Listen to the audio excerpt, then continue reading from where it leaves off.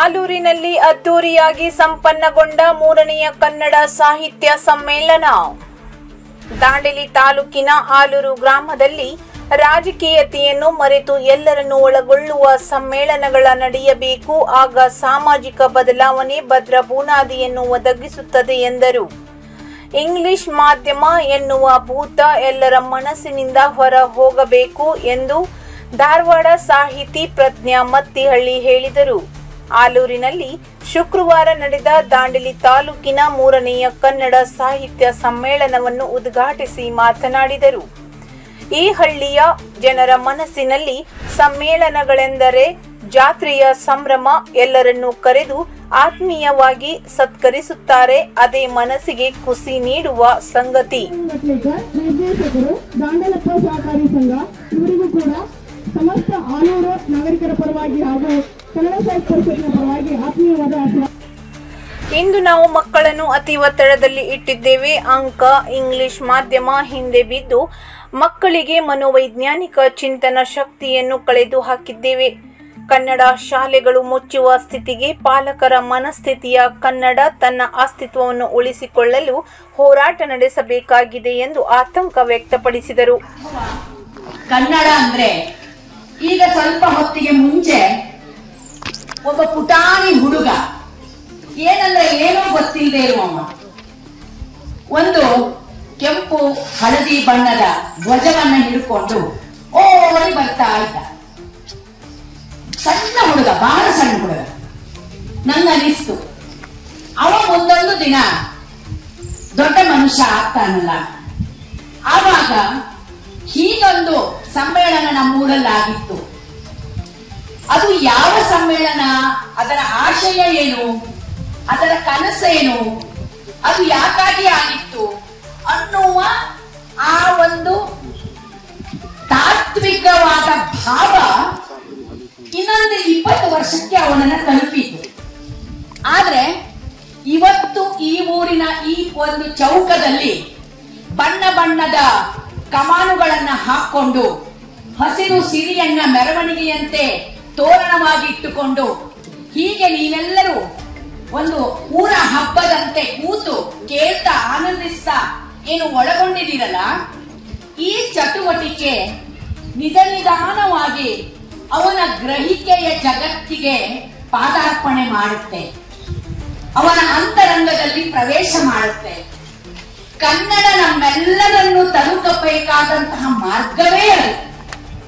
ಸುಮ್ಮನೆ ಕನ್ನಡ ಶಾಲೆಗೆ ಮಕ್ಕಳನ್ನು ಕಳಿಸ್ರಿ ಅನ್ನೋದು, ಕನ್ನಡ ಮಾಧ್ಯಮದಲ್ಲಿ ಓದಿಸ್ರಿ ಅನ್ನೋದು, ಇದು ಕನ್ನಡವನ್ನ ಉಳಿಸುವ ಒಂದು ಹುಸಿ ಭ್ರಮಾತ್ಮಕವಾದ ಪ್ರಯತ್ನ ಮಾತ್ರ.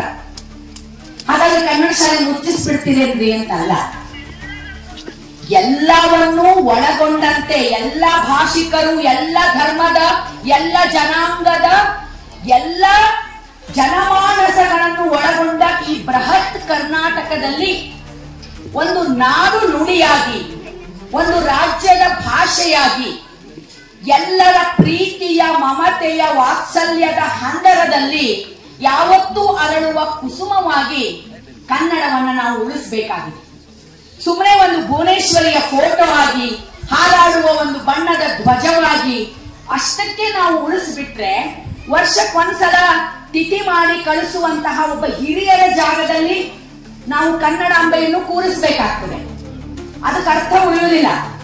ಅದು ಯಾವಾಗಲೂ ನಮ್ಮ ಹೃದಯ ಕಮಲದಲ್ಲಿ ಬಂಡುಂಬುವ ಜೇನೊಣದಂತೆ ಕೂತ್ಕೋಬೇಕು ಅಂತಾದ್ರೆ ಅದಕ್ಕೆ ಜೀವ ಇರಬೇಕು, ಅದು ಸಜೀವವಾಗಬೇಕು, ಅದು ಕ್ರಿಯಾಶೀಲವಾಗಬೇಕು, ಅದು ಗಾನಗೈಬೇಕು.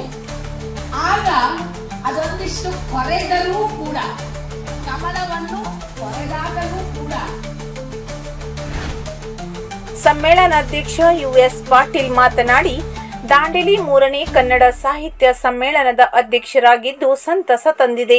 ನನ್ನ ವೃತ್ತಿ ಬದುಕಿನೊಂದಿಗೆ ದಾಂಡೇಲಿ ಜೀವನದ ಬೆರೆತು ಹೋಗಿದೆ. ಹಲವಾರು ಮಜಲುಗಳನ್ನು ಕಂಡಿದ್ದೇನೆ. ಕನ್ನಡ ಸಾಹಿತ್ಯ ಸಮ್ಮೇಳನದ ನಿಜವಾಗಿಯೂ ಹಳ್ಳಿಯ ಅಂಗಳಕ್ಕೆ ಬಂದಿದ್ದು ಸಂತಸ ತಂದಿದೆ ಎಂದರು. ಜಿಲ್ಲಾ ಕನ್ನಡ ಸಾಹಿತ್ಯ ಪರಿಷತ್ತಿನ ಜಿಲ್ಲಾ ಅಧ್ಯಕ್ಷ BN ವಾಸ್ರಿ ಆಶಯ ನುಡಿಗಳಲ್ಲಿ ಕನ್ನಡ ಸಾಹಿತ್ಯ ಸಮ್ಮೇಳನ ಗ್ರಾಮೀಣ ಪ್ರದೇಶಕ್ಕೆ ತಂದಿರುವ ಉದ್ದೇಶ ಗ್ರಾಮೀಣ ಬದುಕನ್ನು ಸಾಹಿತ್ಯಕ್ಕೆ ಹಾಗೂ ಗ್ರಾಮೀಣರಿಗೆ ಸಾಹಿತ್ಯಕ ಪರಿಚಯ ಉದ್ದೇಶದಿಂದ ಈ ಬಾರಿ ಗ್ರಾಮೀಣ ಭಾಗದಲ್ಲಿ ಮಾಡುತ್ತಿದ್ದೇವೆ ಎಂದರು. ಸಾಹಿತ್ಯದ ಕಾರ್ಯಕ್ರಮ ಸರ್ಕಾರದಿಂದ ಅನುದಾನ ಕೊರತೆ ಇದ್ದೇ ಇರುತ್ತದೆ. ಆದರೆ ಜಿಲ್ಲೆಯಲ್ಲಿ ತಿಂಗಳಿಗೆ 2 ಕಾರ್ಯಕ್ರಮವನ್ನು ಸಾಹಿತ್ಯ ಕಾರ್ಯಕ್ರಮ ಹಮ್ಮಿಕೊಳ್ಳುತ್ತಾ ಬಂದಿದ್ದೇವೆ ಎಂದರು.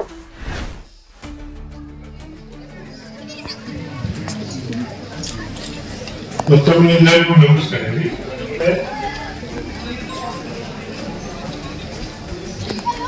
ನಮಗೂ ಕೂಡ ಸಮಾಧಾನ.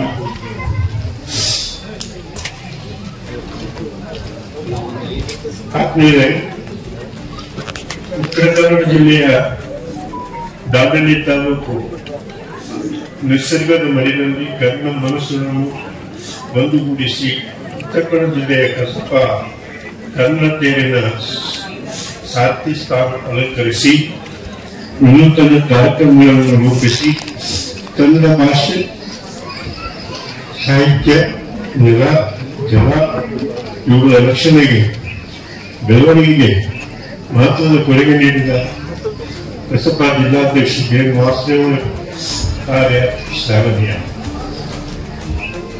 ಈ ಸಂದರ್ಭದಲ್ಲಿ ನಮಗೆ ಗೌರವ ನೀಡಿ ಸಮ್ಮೇಳನ ಸರ್ವಾಧ್ಯಕ್ಷರನ್ನಾಗಿ ಆಯ್ಕೆ ಮಾಡಿ ಮಾನ್ಯ ಕಸಪ ಜಿಲ್ಲಾಧ್ಯಕ್ಷರಿಗೆ, ಕಾರ್ಯಕಾರಿ ಸಮಿತಿ ಸದಸ್ಯರಿಗೆ, ತಾಲೂಕಿನ ಕಸಪ ಸದಸ್ಯರಿಗೆ, ಕಸಪದ ಎಲ್ಲ ಜಿಲ್ಲೆಯ ಯುವ ಸದಸ್ಯರಿಗೆ ಗೌರವಪೂರ್ವಕ ನಮನಗಳು. ದಾಂಡೇಲಿ ತಾಲೂಕಿನ ಸಮಸ್ತ ಕನ್ನಡಕ್ಕಾಗಿ ಮಿಡಿಯುವ ಸಹೃದಯ ಮನಸ್ಸುಗಳಿಗೆ ಅಲ್ಲದೆ ಸಮ್ಮೇಳನದ ಆತಿಥ್ಯ ವಹಿಸಿದ ಆಲೂರಿನ ಸಮಸ್ತ ಗ್ರಾಮದ ಹಿರಿಯ ಕಿರಿಯ ಗ್ರಾಮಸ್ಥರಿಗೆ ನಾನು ಪೂರ್ವಕವಾದ ಗೌರವವನ್ನು ಸಲ್ಲಿಸುತ್ತೇನೆ. ಕನ್ನಡ ಭಾಗದವರಿಗೆ ಕನ್ನಡ ಕಲಿಸುವ ತರಗತಿ ನಗರಸಭೆ ಅಧ್ಯಕ್ಷ ಅಶ್ಫಾಕ್ ಶೇಖ್ ದ್ವಾರಗಳನ್ನು ಉದ್ಘಾಟಿಸಿದರು. ಆಲೂರಿನ ಗ್ರಾಮ ಪಂಚಾಯತ್ ಅಧ್ಯಕ್ಷೆ ನೂರ್ ಜಹಾನ್ ನದಾ ಪುಸ್ತಕ ಮಳಿಗೆ ಉದ್ಘಾಟಿಸಿದರು. ನಿಕಟಪೂರ್ವ ಸಮ್ಮೇಳನ ಅಧ್ಯಕ್ಷ ಕೆಎಲ್ ಜಮಾದಾರ್, ಸಮ್ಮೇಳನ ಅಧ್ಯಕ್ಷ ಯುಎಸ್ ಪಾಟೀಲ್ ಅವರಿಗೆ ಧ್ವಜ ಹಸ್ತಾಂತರಿಸಿದರು. ಮುಖ್ಯ ಅತಿಥಿಗಳಾಗಿ ತಹಸೀಲ್ದಾರ್ ಶೈಲೇಶ್ ಪರಮಾನಂದ್, ತಾಲೂಕು ಪಂಚಾಯತಿ ಕಾರ್ಯನಿರ್ವಾಹಕ ಅಧಿಕಾರಿ ಟಿಸಿ ಹಾದಿನ್ಮನಿ, ಪೌರಾಯುಕ್ತ ವಿವೇಕ್ ಬೆನ್ನೆ, ಗ್ರಾಮ ಪಂಚಾಯತಿ ಉಪಾಧ್ಯಕ್ಷೆ Nagaratna Nayak, ACF Santosh Chauhan, West Coast Paper Mill ಸಾರ್ವಜನಿಕ ಸಂಪರ್ಕ ಅಧಿಕಾರಿ ರಾಘವೇಂದ್ರ ಜೆಆರ್, ಮಾಜಿ ಜಿಲ್ಲಾ ಪಂಚಾಯತ್ ಸದಸ್ಯರುಗಳಾದ ವಾಮನ್ ಮಿರಾಸಿ, ಗಿರೀಶ್ ಟೋಸೂರ್, ಜಿಲ್ಲಾ ಕಸಪ ಕೋಶಾಧ್ಯಕ್ಷ ಮುರ್ತುಜಾ ಹುಸೇನ್, ಆನೆ ಹೊಸೂರ್ ಇದ್ದರು. ಎನ್ವಿ ಪಾಟೀಲ್ ಸಮ್ಮೇಳನಾಧ್ಯಕ್ಷರನ್ನು ಪರಿಚಯಿಸಿದರು. ನಾಗೇಶ್ ನಾಯಕ್ ದ್ವಾರಗಳನ್ನು ಪರಿಚಯಿಸಿದರು. ಗುರುಶಾಂತ್ ಜಡೆ ಹಿರೇಮಠ್ ಸಂದೇಶ ವಾಚಿಸಿದರು.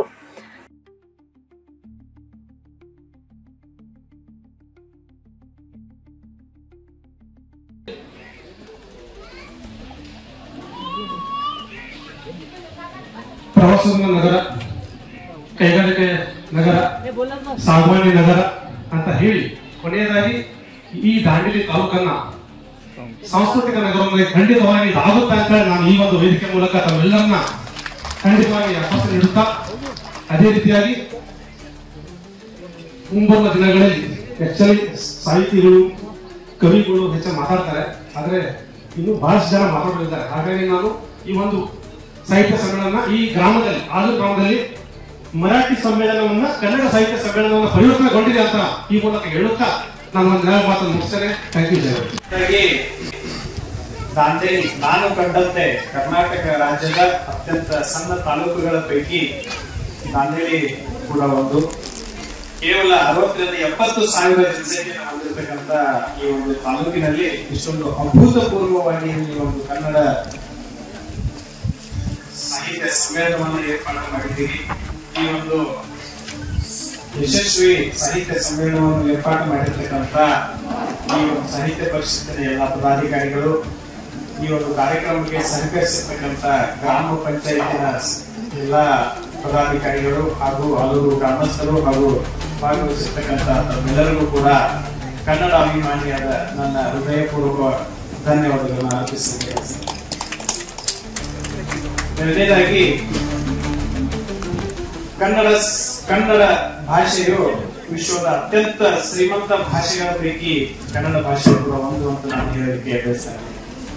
ಅತಿ ಹೆಚ್ಚು ಜ್ಞಾನಪೀಠ ಪ್ರಶಸ್ತಿಗಳನ್ನು ಪಡೆದಿರ್ತಕ್ಕಂಥ ಭಾಷೆ ಕೂಡ ಕನ್ನಡ ಭಾಷೆ ಅಂತಕ್ಕಂಥದ್ದನ್ನ ನಿಮ್ಗೆ ಗೊತ್ತಿರ್ತಕ್ಕಂಥ ವಿಚಾರ. ಅದ್ರ ಜೊತೆಗೆ ಸಹಸ್ರ ವರ್ಷಗಳ ಇತಿಹಾಸವನ್ನು ಹೊಂದಿರತಕ್ಕಂಥ ಕನ್ನಡ ಭಾಷೆ ಜೊತೆಗೆ ಕನ್ನಡ ಸಾಹಿತ್ಯವು ಕೂಡ ಸಹಸ್ರ ವರ್ಷಕ್ಕಿಂತ ಹೆಚ್ಚು ವರ್ಷಗಳ ಇತಿಹಾಸವನ್ನು ಹೊಂದಿದೆ. ಮತ್ತು ಎನ್ನುವ ಈ ಜಿಲ್ಲೆಯ ಹೆಮ್ಮೆಯ ಕವಿ, ಈ ಜಿಲ್ಲೆಯ ನಲ್ಮೆಯ ಕವಿ ಚುಟುಕು ಬ್ರಹ್ಮ ದಿನಕರ್ ದೇಸಾಯಿ ಅವರ ಈ ಕನ್ನಡದ ಸಾಲುಗಳನ್ನು ಈ ಸಂದರ್ಭದಲ್ಲಿ ನೆನೆಸಿಕೊಳ್ತಾ ನಾನು ಮೊಟ್ಟ ಮೊದಲ ಬಾರಿಗೆ ಈ ವೇದಿಕೆಯಲ್ಲಿ ಅತ್ಯಂತ ಪ್ರಾಮಾಣಿಕವಾಗಿ, ಅತ್ಯಂತ ಪ್ರಜ್ಞಾಪೂರ್ವಕವಾಗಿ ಒಂದು ಮಾತನ್ನ ಹೇಳಲೇಬೇಕು. ಇವತ್ತೇನಾದ್ರೂ ಈ ಸಮ್ಮೇಳನ ಇಷ್ಟೊಂದು ಕಳೆಗಟ್ಟಿ ನಿಂತಿದೆ ಅಂತ ಆದ್ರೆ, ಇವತ್ತೇನಾದ್ರೂ ಈ ಸಮ್ಮೇಳನ ಈ ರೀತಿಯಾಗಿ ಒಂದು ಕನ್ನಡದ ಹಬ್ಬದ ರೀತಿಯಲ್ಲಿ ಮೆರಗನ್ನ ತಂದಿದೆ ಅಂತ ಆದ್ರೆ, ಅದು ನನ್ನ ಈ ಆಲೂರಿನ ಜನತೆಯ ಎಲ್ಲ ಶ್ರಮ ಮತ್ತು ಅದರ ಸಾರ್ಥಕತೆ ಅಂತ ಹೇಳಿಕೆ ಬಯಸ್ತೀನಿ. ಕೊನೆಯಲ್ಲಿ ಹೇಳಬೇಕಾಗಿರುವ ಮಾತನ್ನ ಈಗಲೇ ಹೇಳ್ತೇನೆ. ಈ ಸಮ್ಮೇಳನ ಯಶಸ್ವಿ ಆಗಿದೆ ಅಂತ ಹೇಳಿಕೆ ನನಗೇನು ಭಯ ಇಲ್ಲ, ಬೇಸರ ಇಲ್ಲ. ಹಾಗೆ ಯಶಸ್ವಿಯಾದ ಈ ಸಮ್ಮೇಳನವನ್ನ ಅಥವಾ ಯಶಸ್ವಿಯಾಗಿ ನಡೆಯುತ್ತಿರುವ ಈ ಸಮ್ಮೇಳನವನ್ನ ನನ್ನ ಆಲೂರಿನ ಜನತೆಯ ಮಡಿಲಿಗೆ ಅರ್ಪಿಸ್ತಾ ಇದ್ದೇನೆ. ಬಂಧುಗಳೇ, ಈ ಬಾರಿ ದಾಂಡೇಲಿ ತಾಲೂಕಾ 3ನೇ ಕನ್ನಡ ಸಾಹಿತ್ಯ ಸಮ್ಮೇಳನವನ್ನ ಎಲ್ಲಿ ಮಾಡಬೇಕು ಅಂತ ಹೇಳಿ ವಿಚಾರ ಮಾಡ್ತಾ ಇದ್ದೀವಿ.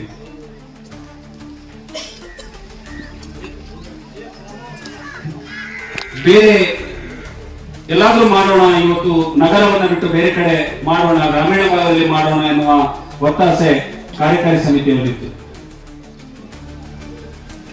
ಬಹುಶಃ ಅಲ್ಲಿಗೆ ಯಾರು ಹೇಳಿದ್ರು ಗೊತ್ತಿಲ್ಲ. ಕಾರ್ಯಕಾರಿ ಸಮಿತಿಯ ದಾಂಡೇಲಿ ತಾಲೂಕು ಘಟಕದವರು ನಿರ್ಧರಿಸಿದ್ರು, ಸರ್ ಈ ಬಾರಿ ಆಲೂರಿನಲ್ಲಿ ಸಮ್ಮೇಳನವನ್ನ ಮಾಡೋಣ ಅಂತ ಹೇಳಿ.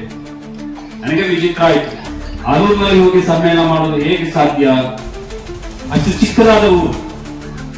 ಮುಂದೆ ಬರ್ತೇನೆ ಬೇರೆ ವಿಚಾರವನ್ನ ಹೇಳಿಕೆ. ಅಷ್ಟು ಚಿಕ್ಕದಾದ ಊರು ಹೇಗೆ ಸಾಧ್ಯ? ಜಾಗನೂ ಇಲ್ಲ ಅಂತೇಳಿ ಈ ವಿಚಾರವನ್ನು ನಾವು ನಿರ್ಧರಿಸಿ ಈ ಭಾಗದ ಪ್ರಮುಖರಲ್ಲಿ ವಿಚಾರಿಸಿದಾಗ,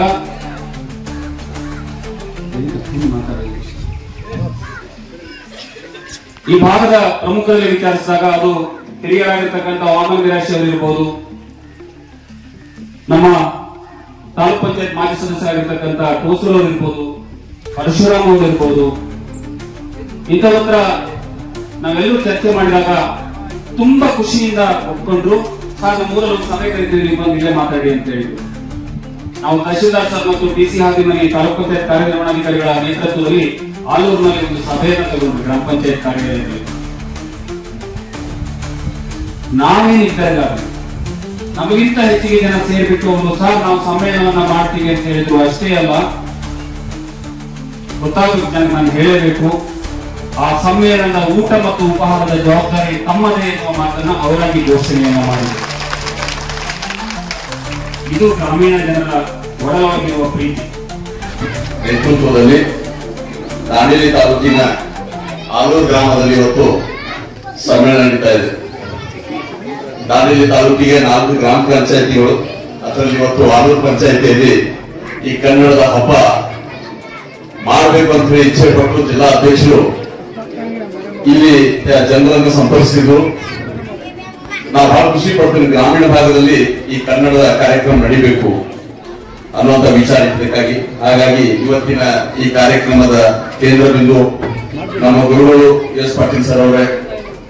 ಇವತ್ತಿನ ಈ ಕಾರ್ಯಕ್ರಮದ ಆಶಯದಲ್ಲಿ ಇರುವಂತ ನಮ್ಮ ಹಿರಿಯ ಗುರುಗಳು ಮತ್ತು ಯಾವತ್ತೂ ನಮ್ಮ ಮಾರ್ಗದರ್ಶಿ ಆದಂತಹ ಆಚೆ ಹೆಗಡೆ ಅವರೇ, ಅಧ್ಯಕ್ಷರು, ಆತ್ಮೀಯ ಸಹೋದರ ಎನ್ ವಾಸವೆ ಅವರೇ, ಎಲ್ಲರೂ ಹೆಸರುಗಳಿಗೂ ಅದು ಎಲ್ಲರೂ ನನ್ನ ಆತ್ಮೀಯ ಗೆಳೆಯರು, ಬಂಧುಗಳು ಹಾಗೂ ಕನ್ನಡ ಪ್ರೇಮಿಗಳು, ಶಿಕ್ಷಕರು, ಮಕ್ಕಳು, ಹಿರಿಯರು, ಅಕ್ಕ ತಂಗಿಯರು, ಸಣ್ಣ ಸಣ್ಣ ಹುಡುಗಿಯರು ಕೂಡ ನಿನ್ನೆ ಆ ರಸ್ತೆಯ ಮೇಲೆ ರಂಗೋಲಿ ತೆಗೆಯುವ ಕಾರ್ಯಕ್ರಮ ನೋಡಿದೆ. ನಾನು ಸುಣ್ಣದಿಂದ ರಂಗೋಲಿ ತೆಗಿತಾ ಇದ್ರು. ಇಡೀ ಓಣಿಯನ್ನ ಗಾಡು ಓಡೋದು ಗುಡಿಸಿ ಒಂದು ಹಬ್ಬದ ವಾತಾವರಣ ಮಾಡಿದ್ರು. ನಾನು ಬೆಳಿಗ್ಗೆ ಮೆರವಣಿಗೆ ಅವರು ಹೇಳಿದ್ರು ಸರಿ, ದಾಂಡೇಲಿಯಲ್ಲೂ ಕೂಡ ಈ ರೀತಿ ಮೆರವಣಿಗೆ ಇಷ್ಟು ಚಂದ ಆಗ್ತಿರ್ತೀನಿ, ಅಷ್ಟು ಚಂದ ಮೆರವಣಿಗೆ ಆಯ್ತು, ಅಷ್ಟೊಂದು ಜನ ಸೇರಿದ್ರು ಅನ್ನುವಂತ ಮಾತನ್ನು ಕೂಡ ಹೇಳಿದ್ರು. ಎಲ್ಲಿ 99% ಮರಾಠಿಗರು ಮನೆಯಲ್ಲಿ ಮರಾಠಿ ಭಾಷೆ ಮಾತಾಡುವಂತ ಈ ಊರಲ್ಲಿ ನಾವು ಎಲ್ಲರ ಮೇಲೆ ಕನ್ನಡ ಧ್ವಜ ಕೊಟ್ವಿ, ಕನ್ನಡದ ಹಬ್ಬಕ್ಕೆ ಅವರಿಗೆ ದುಡಿಸ್ಕೊಂಡ್ವಿ. ಅವರೆಲ್ಲರೂ ಕೂಡ ಬಹಳ ಪ್ರೀತಿಯಿಂದ ಈ ಕೆಲಸ ಕಾರ್ಯ ಮಾಡಿ 3 ದಿನದಿಂದ ಇಡೀ ಊರಲ್ಲಿ ಈ ವ್ಯವಸ್ಥೆ ಮಾಡಿದ್ರು. ಇವತ್ತು ಊಟದ ವ್ಯವಸ್ಥೆ ಕೂಡ ಬಹಳ ಚೆನ್ನಾಗಿತ್ತು. ಅದಕ್ಕಾಗಿ ನಾನು ದಾಂಡೇಲಿಯ ಎಲ್ಲಾ ದಾಂಡೇಲಿಯ ಜನತೆಯ ಪರವಾಗಿ ಗ್ರಾಮ ಜನರಿಗೆ ಧನ್ಯವಾದ ಹೇಳಲಿಕ್ಕೆ ಇಚ್ಛೆ ಪಡ್ತೀನಿ. ಒಂದು ಒಳ್ಳೆಯ ಸಂಸ್ಕೃತಿ ಕನ್ನಡ ಹಾಗೂ ಬೆಳೆಸುವ ನಿಷ್ಠೆಯಲ್ಲಿ ಇಲ್ಲಿ ಕಾರ್ಯಕ್ರಮ ಆಯೋಜನೆ ಮಾಡಿದೆ. ಅವೆಲ್ಲ ಕಮಿಟಿಗೆ ನನ್ನ ತುಂಬದ ಧನ್ಯವಾದಗಳನ್ನು ತಿಳಿಸುತ್ತೇನೆ. ಒಂದು ಮಾತು ಹೇಳಬೇಕಂತ ಹೇಳಿದ್ರೆ, ನಾವೆಲ್ಲರೂ ಹೊರಗಡೆ ದೇಶದಲ್ಲಿ ಹೊರಗಡೆ ರಾಜ್ಯದಲ್ಲಿ ಹೋಗ್ಬೇಕಾದ್ರೆ ನಾವು ಯಾವುದೋ ಒಂದು ಅಲ್ಲಿ ಯಾವ ಜನ ಸಿಕ್ಕಿಬಿಟ್ಟು ಏನಾಗಂತೇವೆ ಸರ್, ಈ ರಸ್ತೆ ಏನಾಗುತ್ತೆ ಅಂತ ಹೇಳಿದಾಗ ಅವರು ತಮ್ಮ ಭಾಷೆಯಲ್ಲಿ ಮಾತ್ರ ಹೇಳ್ತಾರೆ, ಬೇರೆ ಬೇರೆ ಭಾಷೆಯಲ್ಲಿ ಯಾರು ಮಾತಾಡಲ್ಲ. ಆ ಕಾರಣದಿಂದ ನಾವು ನಮ್ಮ ಕನ್ನಡ ಭಾಷೆಯನ್ನು ಯಾರು ಬಿಟ್ಕೊಳ್ಬಾರ್ದು ಅಂತ ಹೇಳಿ ತಮ್ಮೆಲ್ಲರಿಗೆ ವಿನಂತಿಸಿಕೊಳ್ಳುತ್ತಾ, ಯಾಕಂದ್ರೆ ನಾವು ನಮ್ಮ ದಿನಚರಿಯಲ್ಲಿ ಕನ್ನಡನೇ ಹೆಚ್ಚಿನ ಇದರಲ್ಲಿ ಬಳಸಬೇಕು. ಹಾಗೂ ನಮ್ಮ ಸರ್ಕಾರಿ ಕಚೇರಿಗಳಾಗಲಿ ಹಾಗೂ ನಮ್ಮ ದಿನಚರಿಗಳಲ್ಲಿ ನಮ್ಮ ಎಲ್ಲ ಆಡು ಭಾಷೆಗಳಲ್ಲಿ ಕನ್ನಡನ ಹೆಚ್ಚು ಬೆಳೆಸಬೇಕಂತ ತಮ್ಮಲ್ಲಿ ಕೇಳ್ಕೊತಾ ನನಗೆ ಮಾತಾಡಿಕೊಟ್ಟಿರುತ್ತ ತಮ್ಮೆಲ್ಲರಿಗೂ ವಂದಿಸುತ್ತಾ ನಮ್ಮ ಧನ್ಯವಾದ. ಈ ಒಂದು ಕಾರ್ಯಕ್ರಮವನ್ನ ಈ ಹಳ್ಳಿಯ ಸೊಗಡಿನಲ್ಲಿ, ಯಾಕಂತ ಹೇಳಿದ್ರೆ ಇದನ್ನ ನಾವು ದಾಂಡೇಲಿ ಮಾಡ್ಬೇಕಾದ್ರೆ ಇದನ್ನ ನಾವು ಮಾಡ್ಬೇಕಾಗ್ತಿತ್ತು. ಆದ್ರೆ ಇಲ್ಲಿ ಹಾಗಿಲ್ಲ. ಇಲ್ಲಿಯ ಮಣ್ಣಿನಲ್ಲಿ, ಇಲ್ಲಿಯ ರಸ್ತೆಯ ಮಧ್ಯೆ ನಾವು ಟೆಂಟನ್ನು ಹಾಕೊಂಡು, ಶಾಮಿಯಾನ ಹಾಕೊಂಡು, ನಮ್ಮ ಇಲ್ಲಿಯ ಏನೇನು ಪರಿಸರದಲ್ಲಿ ಏನು ಸಿಗ್ತದೆ ಅದೆಲ್ಲವನ್ನು ಉಪಯೋಗ ಮಾಡ್ಕೊಂಡು ಪಕ್ಕದ ಹೇಳಿದ್ರು. ಯಾವುದನ್ನು ಕೂಡ ನಾವು ಮಾಡಿಲ್ಲ ಸರ್. ಎಲ್ಲವನ್ನ ಕೂಡ ಇಲ್ಲ ಹಳ್ಳಿಯ ಮನೆಯಲ್ಲಿ ಅವರ ಮನೆಯಲ್ಲಿ ಅವರು ಅಲ್ಲಿ ಅಲಂಕಾರವನ್ನು ಮಾಡ್ಕೊಂಡಿದ್ದಾರೆ. ನೆಲಕ್ಕೆ ಸಗಣಿಯನ್ನು ಹಾಕಿ ಗೋಮಯವನ್ನ ಮಾಡಿ ನ್ಯಾಚುರಲ್ ಆಗಿ, ಏನು ಆರ್ಟಿಫಿಷಿಯಲ್ ಯಾವುದನ್ನು ಕೂಡ ಮಾಡದೆ ನ್ಯಾಚುರಲ್ ಆಗಿ ಮಾಡಿದ್ದಾರೆ. ಹಾಗಾಗಿ ನಮ್ಮ ಕನ್ನಡದ ಮಣ್ಣು ಯಾವತ್ತೂ ಕೂಡ ತಂಪೆ ಇರ್ತದೆ. ಹಾಗಾಗಿ ಪ್ರತಿಯೊಂದು ಮನೆ ಅವರಿಂದ ಗಾಡಿಯಲ್ಲಿ ಹಿಡಿದು ಬರುವಾಗ ನೋಡಿದ್ರೆ ಪ್ರತಿ ಮನೆ ಮುಂದೆ ರಂಗೋಲಿ ಇದೆ, ರೋಡಿನ ಮಧ್ಯದಲ್ಲಿ ರಂಗೋಲಿ ಹಾಕೊಂಡಿದ್ದಾರೆ. ಯಾಕಂತೇಳಿ ಹಳ್ಳಿಯಲ್ಲಿ ಕೂಡ ಒಂದು ಹಬ್ಬದ ವಾತಾವರಣ ಸೃಷ್ಟಿ ಇದೆ. ಎಲ್ಲರಿಗೂ ನಮಸ್ಕಾರ. ವೇದಿಕೆಯ ಮುಂದೆ ಹಾಗೂ ವೇದಿಕೆಯ ಮೇಲಿರ್ತಕ್ಕಂಥ ಜನರಿಗೂ ಕೂಡ ಈ ಮುಸ್ಸಂಜೆಯ ಶುಭಾಶಯಗಳನ್ನು ತಿಳಿಸುತ್ತಾ, ನನ್ನ ಕವನದ ಶೀರ್ಷಿಕೆ ಅಪ್ಪನೆಂಬ ಆತ್ಮೀಯ ಭಾವ. ಅಪ್ಪನೆಂಬ ಹೆಗ್ಗಳಿಕೆ ಅವನಿಗೆ ನಾಯಕನಾಗಿ, ಕುಟುಂಬಕ್ಕೆ ಕಾವಲುಗಾರನಾಗಿ, ಬದುಕಿಗೆ ಬಾಳಿಗೆ ಹೆಸರಾಗಿ ನಾ ಕಂಡ ಮೊದಲ ವ್ಯಕ್ತಿತ್ವ. ಅಮ್ಮ ಹೊತ್ತಿದ್ದು 9 ತಿಂಗಳು, ಅಪ್ಪ ಹೊತ್ತಿದ್ದು ಅವನು ಇಲ್ಲವಾಗುವರೆಗೂ. ಅಮ್ಮ ಹೊತ್ತಿದ್ದು 9 ತಿಂಗಳು, ಅಪ್ಪ ಹೊತ್ತಿದ್ದು ಅವರು ಇಲ್ಲ ಆಗುವರೆಗೂ. ನನ್ನ ಆಟಕ್ಕೆ ಕೀಳುಗುಂಡಿಯಾಗಿ, ಊರು ಸುತ್ತಲೂ ಹೆಗಲಗಾಡಿಯಾಗಿ, ಜಾತ್ರೆಯ ತೇರಿನ ಹೂ ಹಣ್ಣುಗಳಿಗಾಗಿ ಏಣಿಯಾಗಿದ್ದು, ನನ್ನಪ್ಪ ಆಲಿಸಿ ನಲಿಸಿ ನಕ್ಕಿದ್ದು. ಅಪ್ಪನೆಂಬ ಹೆಗ್ಗಳಿಕೆ ಅವನಿಗೆ ನಾಯಕನಾಗಿ. ನಾ ಹಠ ಮಾಡಿ ಕೇಳಿದಾಗ ಅಪ್ಪ ಇಲ್ಲದೆಂದಾಗ ಅವನ ಶಿಫಾರಸ್ತು ಮುನಿಸಿಗೆ ಅದು ಮುಂಜೂರಾಗಿದ್ದು. ನಮ್ಮ ಕನಸುಗಳಿಗೆ ಅಪ್ಪನ ಬೆವರು ಇಂಧನ, ನಮ್ಮ ಕನಸುಗಳಿಗೆ ಅಪ್ಪನ ಬೆವರು ಇಂಧನ. ನಮ್ಮ ಮನಸ್ಸಿಗೆ ಸಂತದ ಚಿಲುಮೆ ಅಪ್ಪನ ಕಣ್ಣೀರು. ಅಪ್ಪನೆಂಬ ಹೆಗ್ಗಳಿಕೆ ಅವನಿಗೆ ನಾಯಕನಾಗಿ. ಅಪ್ಪನ ಜವಾನಾಗಬೇಕಾಯಿತು. ನೈಜ ಬದುಕಿನ ಸತ್ಯವನ್ನು ಖುಷಿಕೋಪದಲ್ಲಿ ಹೇಳಿದ್ದು ಬದುಕಿನ ಮಾರ್ಗವೆಂದು. ಕೊಟ್ಟ ಎಡಬೇಕು ಬದುಕಿಗೆ ನಿಲುಗನ್ನಡಿ, ಕೊಟ್ಟ ಎಡಬೇಕು ಬದುಕಿಗೆ ನಿಲುಗನ್ನಡಿ.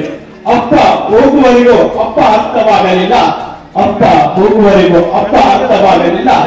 ಅಪ್ಪ ಬದುಕಿದ್ದು ತನಗಾಗಿಯೇ ಅಲ್ಲವೇ ಅಲ್ಲ, ನಮಗಾಗಿ.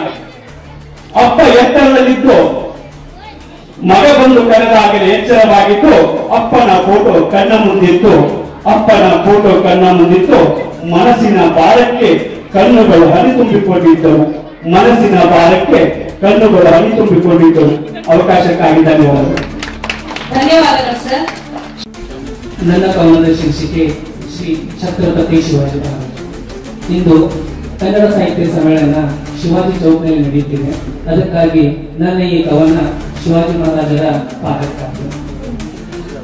ಕವನದ ಶೀರ್ಷಿಕೆ ಛತ್ರಪತಿ ಶಿವಾಜಿ ಮಹಾರಾಜ. ಭಾರತ ದೇಶ ಕಂಡ ಶ್ರೇಷ್ಠ ರಾಜ, ಭಾರತ ದೇಶ ಕಂಡ ಶ್ರೇಷ್ಠ ರಾಜ ಅವರೇ ಛತ್ರಪತಿ ಶಿವಾಜಿ ಮಹಾರಾಜ. ಬ್ರಿಟಿಷ್ ಮೊಘಲರನ್ನು ಓಡಿಸಿದವ, ಬ್ರಿಟಿಷ್ ಮೊಘಲರನ್ನು ಓಡಿಸಿದವ, ಹಿಂದುತ್ವ ಸಾಮ್ರಾಜ್ಯವನ್ನು ಸ್ಥಾಪಿಸಿದವ. ಜೀಜಾಬಾಯಿ ಗರ್ಭದಿಂದ ಜನ್ಮ ತಾಳಿ ಸಿಂಹದಂತೆ ಧರ್ಜಿಸಿ ಶತ್ರುಗಳ ಮೇಲೆ ದಾಳಿ. ತನ್ನ ಸ್ನೇಹಿತರನ್ನೇ ಸೈನಿಕರನ್ನಾಗಿ ಮಾಡಿ ಅನೇಕ ಯುದ್ಧಗಳನ್ನು ಗೆದ್ದನು ಅವರೊಂದಿಗೆ ಕೂಡಿ. ಈತನ ಆಸ್ಥಾನದಲ್ಲಿ ಅಷ್ಟಪ್ರಧಾನರು ಅವರ ಆದೇಶದಂತೆ ಸಾಮ್ರಾಜ್ಯವನ್ನು ನಡೆಸಿದರು. ಧರ್ಮ ಸಹಿಷ್ಣುತೆಯನ್ನು ಕಾಪಾಡಿದನು. ಭಾರತ ದೇಶದಲ್ಲಿ ಸ್ವರಾಜ್ಯವನ್ನು ತಂದುಕೊಟ್ಟನು. ಅದು ಆ ಜಾತಿ ಈ ಜಾತಿ ಅಂತ ಜಗಳ ಮಾಡ್ತೀವಿ. ಬೆಲೆ ಮಾನವ ನೀ ಯಾವಾಗ ಸುಧಾರಿಸ್ತಿ, ಗುರು ಹಿರಿಯರ ಮಾತಿಗೆ ಯಾವಾಗ ನೀ ಬೆಲೆ ಕೊಡ್ತಿ, ಜೀವನ ಪೂರ್ತಿ ನಿಂದ ನೀ ನಡೆಸ್ತಿ. 2 ದಿನದ ಈ ಸಂತಿ ಇಲ್ಲೇ ಎಲ್ಲ ಬಿಟ್ಟು ಹೋಗ್ತಿ. ಬೆಲೆ ಮಾನವ ನೀ ಯಾವಾಗ ಸುಧಾರಿಸ್ತಿ. ಬೇರೆದವ್ರಿಗೆ ಕೆಳಕ ಬಯಸಿದ್ರೆ ನಿಂಗೆ ಏನ್ ಸಿಗ್ತೈತಿ, ಬೇರೆದವರ ಬದುಕಿನಾಗ ನೀ ತೆರಿಗೆ ಯಾಕೆ ಹಾಕ್ತಿ, ನಿನ್ನ ಕೈಲೇ ಆಗಲ್ಲ ಅಂತ ಅದು ನಿಂಗೂ ಗೊತ್ತೈತಿ. ಬೆಲೆ ಮಾನವ ನೀ ಯಾವಾಗ ಸುಧಾರಿಸ್ತಿ. ಬೇರೆಯವರ ಬೆಳವಣಿಗೆ ನೋಡಿ ನೀ ಸಂಕಟ ಪಡ್ತೀವಿ, ಆದ್ರೂ ನಿಂಗಾಗ ನೀ ಒಮ್ಮೆ ಅನಿಕೆ ಹಾಕಿ ನೋಡ್ತಿ. ಇದನ್ನೆಲ್ಲ ನೀ ಅರಿತಿ, ಆದ್ರೂ ಕೆಟ್ಟ ಚಟ ಮಾಡ್ತೀವಿ. ಬೆಲೆ ಮಾನವ ನೀ ಯಾವಾಗ ಸುಧಾರಿಸ್ತಿ. ಆಸ್ತಿ ಅಂತಸ್ತು ಆಗೈತೆ ಅಂತ ನೀ ಅಹಂಕಾರ ಪಡ್ತೀವಿ. ಬಡವ ಬಲಿದರಿಗೆ ನೀ ಯಾವಾಗ ಸಹಾಯ ಮಾಡ್ತೀವಿ. ಆಗಷ್ಟೇ ನಿನ್ನೊಳಗೆ ನೀ ಹೊಸ ಬೆಳವಣಿಗೆ ಕಾಣ್ತಿ. ಬೆಲೆ ಮಾನವ ನೀ ಯಾವಾಗ ಸುಧಾರಿಸ್ತಿ. ಹುಟ್ಟುವಾಗ ಈ ಜೀವ ಬರಗೇನೆ ಬಂದೈತಿ, ಸತ್ತಾಗೂ ಈ ಜೀವ ಬರಗೇನೆ ಹೋಗ್ತೈತಿ. ದಿನಕ್ಕೆ ಒಂದು ಒಳ್ಳೆ ಕೆಲಸ ಮಾಡುವ ತತ್ವಾನ ನೀ ಯಾವಾಗ ಪಾಲಿಸ್ತಿ. ಆಗಷ್ಟೇ ನೀನು ಮಾನವ ಕುಲಕ್ಕೆ ಒಳ್ಳೆ ದಾರಿ ದೀಪ ಆಗ್ತಿ. ಧನ್ಯವಾದಗಳು. ಬೋರ್ಡ್ಗಳು ಆ ಹಿಂದಿನ ಬೋರ್ಡ್ಗಳಿಲ್ಲ, ಪ್ರತಿಯೊಂದು ಬದಲಾಗಿವೆ, ಅಷ್ಟೇ ಝಗಮಗ ಆಗ್ತಿದೆ. ರಾತ್ರಿ ಆಯ್ತು ಅಂತಂದ್ರೆ ದಾಂಡೇಲಿ ಪೂರ್ತಿಯಾಗಿ ಝಗಮಗಿಸ್ತಾ ಇರ್ತದೆ. ಇದಕ್ಕೆ ಕಾರಣ ಅಂದ್ರೆ ದಾಂಡೇಲಿಗೆ ಹಣದ ಹರಿವು ಬರ್ತಾ ಇದೆ, ಅದು ಬೆಳೀತಾ ಇದೆ. ಹಾಗೆ ದಾಂಡೇಲಿಯಲ್ಲಿ 10-15 ವರ್ಷದ ಹಿಂದೆ ನಮ್ಮ ಮನೆಯ ಓಣಿ, ಅಂದ್ರೆ ನಾನು ವಾಸಿಸ್ತಾ ಇರುವಂತಹ ಓಣಿ DFA ಟೌನ್ಶಿಪ್ ಅಲ್ಲಿ ನಾವು ವಾಸ ಮಾಡ್ತಾ ಇದ್ದೀವಿ. ಅಲ್ಲಿ ಆ ಪ್ರದೇಶ ಹೇಗಿದೆ ಅಂದ್ರೆ ಒಂದು 15 ವರ್ಷದಿಂದ ಬಹಳ ಬಡತನ ಇತ್ತು. ಒಂದು 4 ಜನ ಮಕ್ಕಳಿದ್ದಂತಹ ತಾಯಿಯಂದಿರು ಮನೆ ಕೆಲಸ ಮಾಡಿಕೊಂಡು ಏನೋ ಕಷ್ಟಪಟ್ಟು ಮಕ್ಕಳಿಗೆ ಒಂದು ಹೊತ್ತಿನ ಊಟಕ್ಕೂ ಗತಿ ಇಲ್ಲದ ಹಾಗೆ ಕಷ್ಟಪಟ್ಟು ಅವರಿಗೆ ಬೆಳೆಸ್ತಾ ಇದ್ರು. ಆದ್ರೆ ಇವತ್ತು ನೋಡ್ತಾ ಇದ್ದೀನಿ ಆ ಮಕ್ಕಳಿಗೆ 15 ವರ್ಷದಲ್ಲಿ ಒಂದು 20-25 ವರ್ಷಕ್ಕೆ ಬಂದಿದ್ದಾರೆ. ಆ ಮಕ್ಕಳೆಲ್ಲ ಉದ್ಯೋಗಸ್ಥರಾಗಿದ್ದಾರೆ. ಹಾಗಾದ್ರೆ ಉದ್ಯೋಗ ಯಾವ ಕೊಟ್ಟಿದೆ ಅವರಿಗೆ ಅಂದ್ರೆ ಪ್ರವಾಸ ಕೊಡ್ಲಿಕ್ಕೆ, ಬದುಕನ್ನ ಕಟ್ಟಿಕೊಡ್ಲಿಕ್ಕೆ ನಮ್ಮ ದಾಂಡೇಲಿಗಳಿಗೆ ನೆರವಾಗ್ತಾ ಇದೆ. ಈ ಒಟ್ಟಾರೆಯಂತಹ ಒಂದು ಮಾತನ್ನ ಕೇಳಿದಾಗ ನನಗೆ ಮಹೇಂದ್ರ ಕುಮಾರ್ ಅವರು ದಾಂಡೇಲಿಯ ತಳುಕನ್ನ ಕಟ್ಕೊಟ್ರು, ಹಾಗೆ ಅದರ ಕಲ್ಲಣವನ್ನು ಕೂಡ ಕಟ್ಕೊಟ್ರು. ಕಸಾಪ ತಾಲೂಕಿನ ಘಟಕದ ಅಧ್ಯಕ್ಷ ನಾರಾಯಣ್ ನಾಯಕ್ ಸ್ವಾಗತಿಸಿದರು. ಆಶಾ ದೇಶ್ ಭಂಡಾರ್ ನಿರೂಪಿಸಿದರು. ಕಸಾಪ ಗೌರವ ಕಾರ್ಯದರ್ಶಿ ಪ್ರವೀಣ್ ನಾಯಕ್ ವಂದಿಸಿದರು.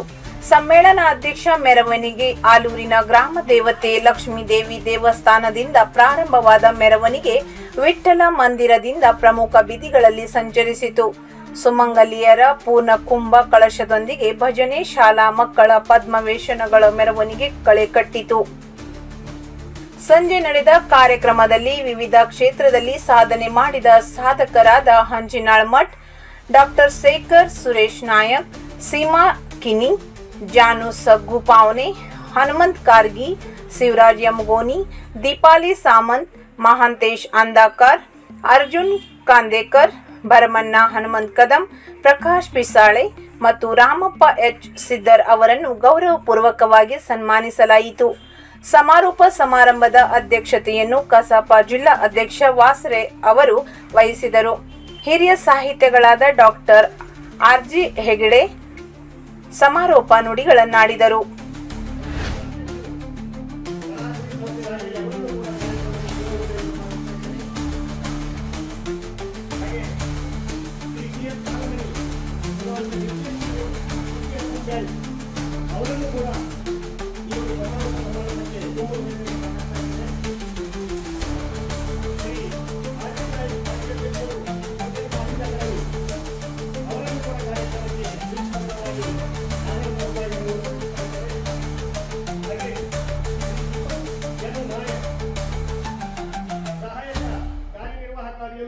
ಎಸ್ಕಾಂ ದಾಂಡೇಲಿ ಅವರನ್ನು ಕೂಡ ಕಾರ್ಯಕ್ರಮಕ್ಕೆ ತುಂಬಿರುವುದನ್ನು ಸ್ವಾಗತಿಸ್ತಾ ಇದ್ದೇನೆ.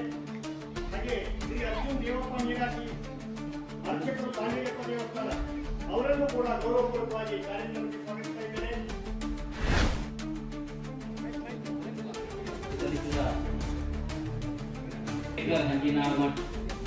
ತಾವು ವೈದ್ಯಕೀಯ ಕ್ಷೇತ್ರದಲ್ಲಿ ಸಲ್ಲಿಸಿದ ಗಣನೀಯವಾದ ಹಾಗೂ ಸಾರ್ಥಕವಾದ ಸೇವೆಯನ್ನು ಪರಿಗಣಿಸಿ ದಾಂಡೇಲಿ ತಾಲೂಕು ಕನ್ನಡ ಸಾಹಿತ್ಯ ಸಮ್ಮೇಳನದಲ್ಲಿ ಸನ್ಮಾನಿಸಿ ಗೌರವಿಸಲು ಹೆಮ್ಮೆನಿಸುತ್ತದೆ. ಸಮಿತಿ ಶ್ರೀ ಸುರೇಶ್ ನಾಯಕ್ ತಾವು ಸಂಘಟನೆ ಕ್ಷೇತ್ರದಲ್ಲಿ ಸಲ್ಲಿಸಿದ ಗಣನೀಯವಾದ ಸೇವೆಯನ್ನು ಪರಿಗಣಿಸಿ ದಾಂಡೇಲಿ ಗೌರವಿಸಲು ಹೆಮ್ಮೆಯಾಗಿದೆ ಎಂದು ಆಶಿಸುತ್ತೇವೆ. ಅದೇ ರೀತಿ ಶ್ರೀಮತಿ ಸೀಮಾ ಕಿಣಿ ತಾವು ಶಿಕ್ಷಣ ಕ್ಷೇತ್ರದಲ್ಲಿ ಸಲ್ಲಿಸಿದಂತಹ ಸೇವೆಯನ್ನು ಪರಿಗಣಿಸಿ ದಾಂಡೇಲಿಯ ಈ 3ನೇ ಕನ್ನಡ ಸಾಹಿತ್ಯ ಸಮ್ಮೇಳನದಲ್ಲಿ ತಮಗೆ ಸನ್ಮಾನವನ್ನು ಮಾಡ್ತಾ ಇದ್ದೇವೆ. ತಮಗೆ ಮುಂದಿನ ದಿನಗಳಲ್ಲಿ ಇನ್ನೂ ಹೆಚ್ಚಿನ ಗೌರವಗಳು ನಾಟಿ ವೈದ್ಯಕೀಯ ಕ್ಷೇತ್ರದಲ್ಲಿ ಸಲ್ಲಿಸಿದ ಗಣನೀಯವಾದ ಸೇವೆಯನ್ನು ಪರಿಗಣಿಸಿ ತಮಗೆ ಅಭಿನಂದನೆಗಳು.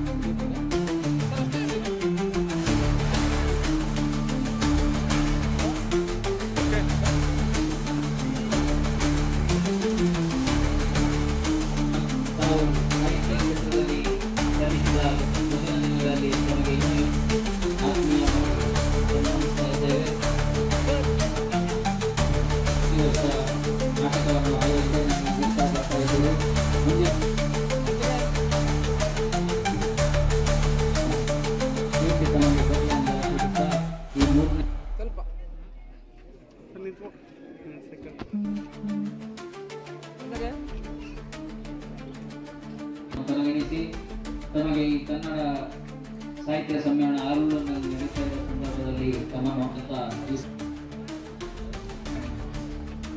3ನೇ ಕನ್ನಡ ಸಾಹಿತ್ಯ ಸಮ್ಮೇಳನದಲ್ಲಿ ತಮ್ಮನ್ನು ಆತ್ಮೀಯವಾಗಿ ಸನ್ಮಾನಿಸಲಾಗಲಿ.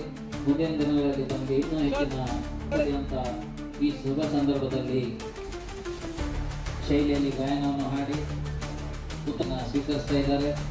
ಮುಂದಿನ ದಿನಗಳಲ್ಲಿ ಇನ್ನೂ ಹೆಚ್ಚಿನ ಪ್ರಶಸ್ತಿಗಳು ಅವರಿಗೆ ಲಭಿಸಲು ನಾವು ಸನ್ಮಾನಿಸ್ತಾ ಇದ್ದೇವೆ.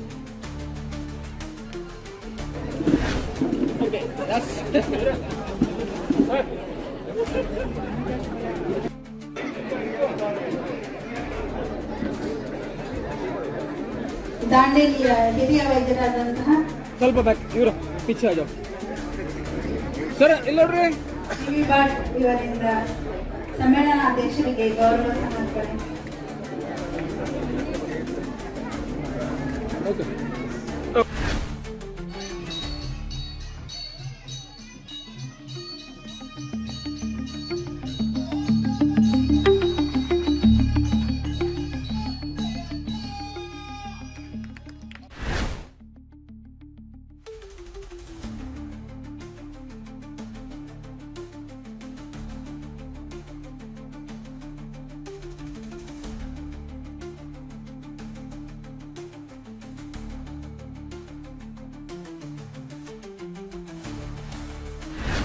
ಪರಿಣಿತ ಅಕಾಡೆಮಿ ದಾಂಡೇಲಿಯ ಹೃದಯ ಭಾಗದಲ್ಲಿರುವ ಪರಿಣಿತ ಅಕಾಡೆಮಿ ಎಲ್ಲ ವಿವಿಧ ವಿದ್ಯಾರ್ಥಿಗಳಿಗೆ ಉತ್ತಮ ಶಿಕ್ಷಣ ಮತ್ತು ತರಬೇತಿಯನ್ನು ಒದಗಿಸಲು ಸಜ್ಜಾಗಿದೆ. ನಮ್ಮೊಂದಿಗೆ ಬೆಳೆಸಿ ನಿಮ್ಮ ಕನಸುಗಳನ್ನು ಸಾಕಾರಗೊಳಿಸಿ. ನಮ್ಮ ತರಬೇತಿಗಳು ನವೋದಯ, ಸೈನಿಕ್, ಮುರಾರ್ಜಿ, ಮಿಲಿಟರಿ, ರಾಷ್ಟ್ರೀಯ ಸೈನಿಕ್ ಶಾಲೆಗಳ ಪ್ರವೇಶ ಪರೀಕ್ಷೆ ತರಗತಿ ಕೇಂದ್ರಗಳು, ಎಲ್ಕೆಜಿಯಿಂದ 10ನೇ ತರಗತಿಯವರೆಗೆ ಟ್ಯೂಷನ್ ತರಗತಿಗಳು, ಚೈಲ್ಡ್ ಕೇರ್ ಸೆಂಟರ್. ನಮ್ಮ ವಿಶೇಷತೆ, ಈಗ ವಿದ್ಯಾರ್ಥಿ ಸ್ಪರ್ಧಾತ್ಮಕ ತರಬೇತಿಗಾಗಿ ಬೇರೆಲ್ಲೂ ಹೋಗುವ ಅವಶ್ಯಕತೆ ಇಲ್ಲ. ಅನುಭವಿ ಮತ್ತು ನುರಿತ ಶಿಕ್ಷಕರಿಂದ ತರಬೇತಿ, ಸುಸಜ್ಜಿತ ತರಗತಿ ಕೋಣೆಗಳು, ಡಿಜಿಟಲ್ ಬೋರ್ಡ್ ಬಳಸಿ ಪಾಠ ಹೇಳಲಾಗುತ್ತದೆ. ಮಕ್ಕಳಿಗೆ ಪ್ರತ್ಯೇಕ ಗಮನ, ನಿಯಮಿತ ಪರೀಕ್ಷೆ ಮತ್ತು ಆಕರ್ಷಕ ಮೌಲ್ಯಮಾಪನ. ಪ್ರತಿ ವಿಷಯಕ್ಕೆ ಪ್ರತ್ಯೇಕ ಶ್ರೇಯೋಪಯೋಗಿ ಶಿಕ್ಷಕರ ತಂಡ.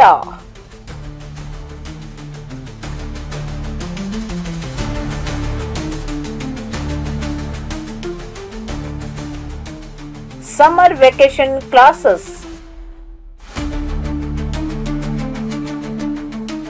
ಎಲ್ಲ ಸ್ಪರ್ಧಾತ್ಮಕ ಪರೀಕ್ಷೆಯ ಸಂಪೂರ್ಣ ತರಬೇತಿ.